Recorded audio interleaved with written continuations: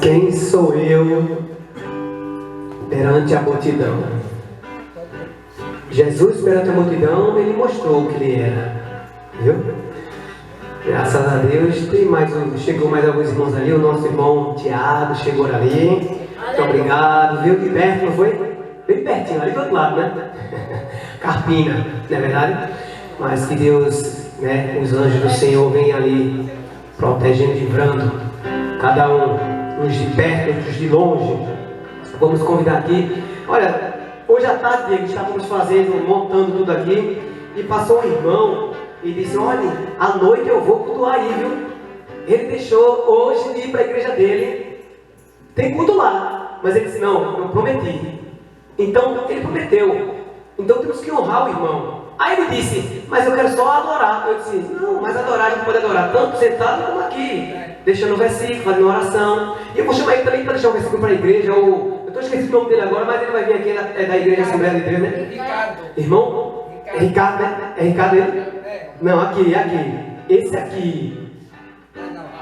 Marcos? Marcelo. Vem cá, Marcelo. Venha deixar algo para a igreja aqui rapidinho, venha. Você é o espelho que reflete a imagem do Senhor. Não chore se o mundo ainda não notou. Já é o bastante Deus reconhecer o seu valor. Você é precioso, mais raro que o ouro puro de Ofir. Se você desistir, Deus não vai desistir. Ele está aqui pra te levantar. Se o mundo te fizer cair.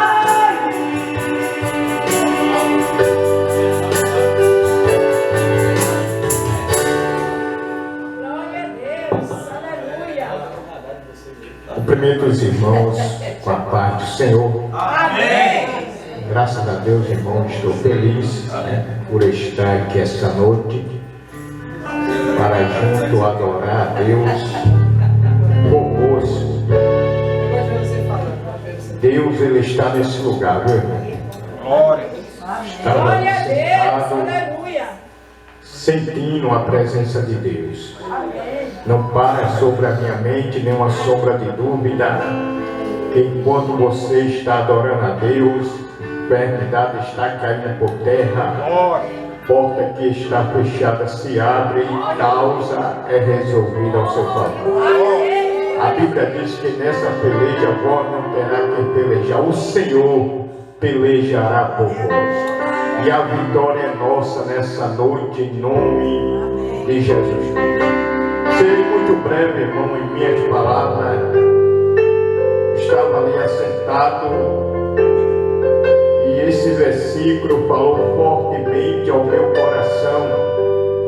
No livro do Apocalipse, capítulo 4, verso 1, a Bíblia Sagrada ela nos diz assim: depois destas coisas, olhei e eis que estava uma porta aberta no céu.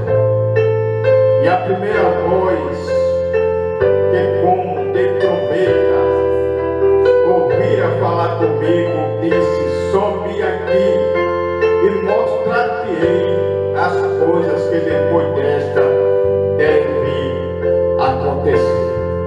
Meus amados e queridos irmãos, todos nós estudiosos da Bíblia Sagrada sabemos que o livro do Apocalipse ele é uma das visões e revelação que Deus concedeu ao apóstolo João. O ano aqui era o ano 95 da era da igreja. O imperador da época era Domiciliano. Esse Domiciliano queria adquirir o título de um Deus. E ele exigiu que todos o adorassem em praça pública. Como o apóstolo João conhecia o único e verdadeiro Deus, jamais iria se prostrar diante do imperador e iria o adorar. O imperador foi tirado e manda preparar uma caldeira de azeite fervendo e jogar o apóstolo João dentro daquela caldeira de azeite fervendo. E foi confirmado que quando tiraram o apóstolo João, nenhum fio de seu cabelo havia se queimado, nenhuma queimadura de primeiro, de segundo grau ou de terceiro grau lhe havia acometido. O imperador fica mais irado ainda e manda João para uma ilha chamada Patmos. Patmos é uma ilha cheia de rocha que ficava junto ao mar Egeu, na antiga Turquia.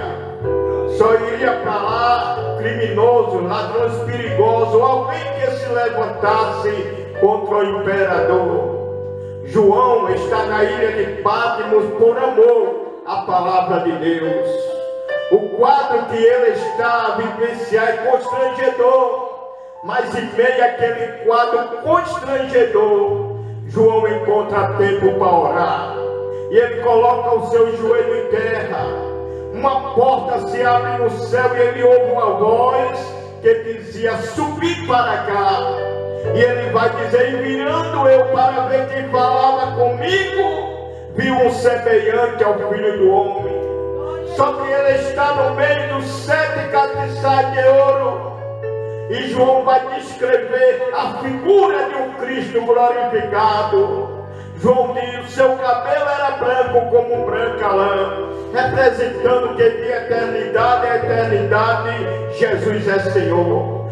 João diz: o seu joelho é como chama de fogo, representando que Jesus tem capacidade de penetrar no juízo. João diz: um cinto de ouro traça o seu peito, representando que Jesus é sacerdote eterno, segundo a lei de Melquisedeque. João diz: os seus pés é refinado como a fornalha, representando quão formosa os pés daquele que anuncia as boas novas. João vai dizer que da sua boca saiu uma aguda espada de 2 fios, representando que Jesus é onisciente, onipresente e onipotente. Aí ele vai dizer: quando eu vi ele, eu caí aos seus pés como morto, mas ele pôs a sua mão sobre mim e disse: João, não temas, eu sou o primeiro e o último, eu sou aquele que vive e fui morto, mas eis aqui, estou vivo para todo sempre. Escreve, João, as coisas que viste, as que são e as que depois dessa hão de acontecer, porque o fim está próximo. Minhas irmãs e meus irmãos, é a última hora da igreja aqui na face da terra. E eu finalizo dizendo que ninguém queira lançar semente de dúvida em nossa mente, em nosso coração, dizendo assim: cadê a esperança de vocês, cristãos? Eu já ouvi muitas pessoas com crítica dizendo assim: ah, irmão, Jesus vem coisa nenhuma. Se Jesus viu uma segunda vez, os homens vão fazer pior com ele do que fizeram na primeira vez. Eu já ouvi alguém dizendo: quem sabe vão colocar Jesus num paredão, numa cadeira elétrica, numa nave e mandar Jesus lá para o mundo da lua. Eu fico pensando: coitadinho desses críticos, coitadinho deles, porque eles estão pensando que Jesus virá uma segunda vez para repetir aquela cena da manjedoura ou aquela cena do Calvário. Não, senhoras e senhores que me escuta nessa noite, há diferenças básicas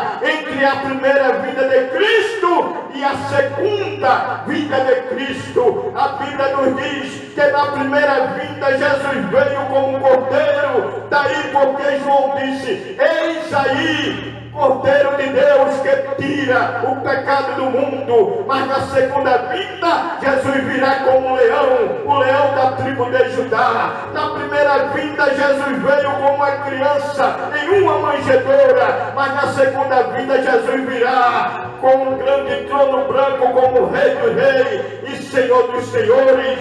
Na primeira vinda, Jesus veio para morrer, mas na segunda vinda Jesus virá para reinar. Na primeira vinda colocaram sobre a cabeça de Jesus uma coroa de espinho, 2,5 polegadas cada espinho, e o sangue começou a descer sobre a sua cabeça. Mas na segunda vinda Jesus virá com uma coroa resplandecente em glória. Na primeira vinda bateram em Jesus de vara, mas na segunda vinda Jesus virá para reger as nações com vara de ferro. Na primeira vinda Jesus entrou em Jerusalém amontado em um jumentinho, mas na segunda vinda não tem jumento na história. Jesus virá amontado em um grande cavalo branco, o seu manto é de linho fino, salpicado de sangue, e na sua conta escrito: Rei dos Reis e Senhor dos Senhores. Jesus